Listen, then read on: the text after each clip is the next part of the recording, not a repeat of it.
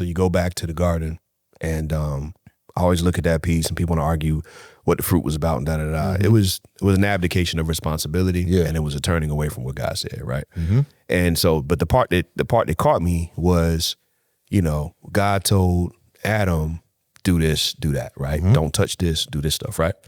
And then Eve is there, and the tempter comes to Eve and says, do this. And she knows the word already. It's been, you know, whatever. She's like, no, we ain't supposed to. He's like, are you sure? She's like, I don't know. And she does what she wants. The thing that trips me out is, says she turned and gave it to him. He was right there the whole time. He was there the whole time. He was standing right there, right? According to the story. Talking to him. Whether people see that exactly, literally, figuratively, narrative, whatever. Right. The point is, he was present, not doing his job. There you go. So that piece comes right into the day with this lens of like, how many of us have not done our jobs, right? To where there was easy to make it a redefinition. It was easy to say, well, look, all I know is you are good for nothing, whatever. So we gonna do what we got to do to survive. And that just makes sense, man. For me, man, when I see the misdefinition of men in our culture, it just always seems to be building up manhood on the very thing the scripture said don't build life on. I mean, I'm looking right here. It says that anything in the world, everything in the world, the lust of the flesh, the lust of the eyes, the pride of life, is literally what we say men are supposed to aspire. Money, women. All that stuff. Money, women, power. And it's like, and that's what we say. So like, we looking at men bragging about body counts, cars, money, all this stuff that when they die is gonna stay here. And that could help them die. This stuff can cause things to crumble as well. It's not a firm foundation. You ever seen, I know it's old now, it ain't on the news, but I just watch it. It's recently fascinated me with the clips, like that balloon pop show. I forget what Yeah. Crazy. It'd be funny sometimes, I ain't gonna lie. But you set yourself up to get rejected mainly off of superficial things. Look, job, all that stuff. And like people just walk out sometimes, they just like pop, pop, pop. It sounds like gunshots. People ducking. But it's crazy to me. And like, and when like the lady will come out and reject the dude, she'll be like, why'd you go up and pop his balloon for him? You go up, his shoes, or a little shorter than me, or like I don't like that. I'm throw a whole person away.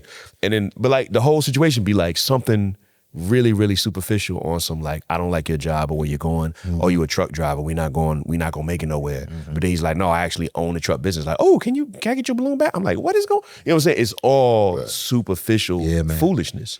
Because you can't judge somebody based on lust of the flesh, lust of the world, pride of life. You can't do that. So, but that seems to be what we're judging life based on, in my opinion. So and how do we carry the weight of this new society? Because I'm seeing every story I hear from the younger men out here in the dating world, it's bad reports, cuz and I'm sure for women. I hear that. We're talking about men. I hear that from ladies too. Like I hear that. I'm going to speak at a women's conference this week, and like the women will be telling me, like, bro, like dating out here is not.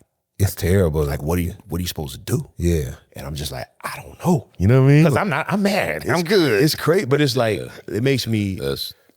It makes me like sad for that. It does, bro. Like, I feel like at the end of the day, man, like if you have, we talked about it before, like if you're in a certain culture, people you're around, if they're all hurt, you're gonna be hurt. If they're healed, you're gonna be healed.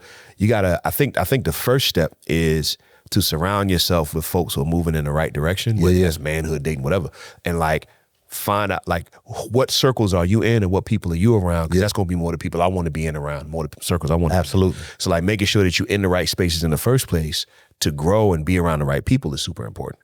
Because if you keep hanging around with folks who ain't going nowhere, where they gonna take you? Absolutely. You know I mean? Blind leading the blind. If you hang around men that can't figure out if they men or not, or what men are supposed to do, and all y'all gonna be sitting around there looking crazy. From a biblical standpoint, this is why the Christ principles are important, and the moral compass of Christ is important. Because without it, if everybody got their own idea of what a man is, what a woman is, how to take care of a family and all of this, all these multiple truths, there's gonna be chaos. And that's what we're seeing. Yeah, no doubt. There's no moral compass, there's no standard anymore. No doubt. So because of no standard being in place, everybody's kind of just winging it. What do you do? And that's why we got the craziness that we're seeing right now, and people are really, really confused. Yeah. You know what I think it is, man? I think talking solutions, right? Like or vision of where to go. I feel like we gotta redefine responsibility, because when a lot of people would be like, well, man is one who handles his responsibility, right?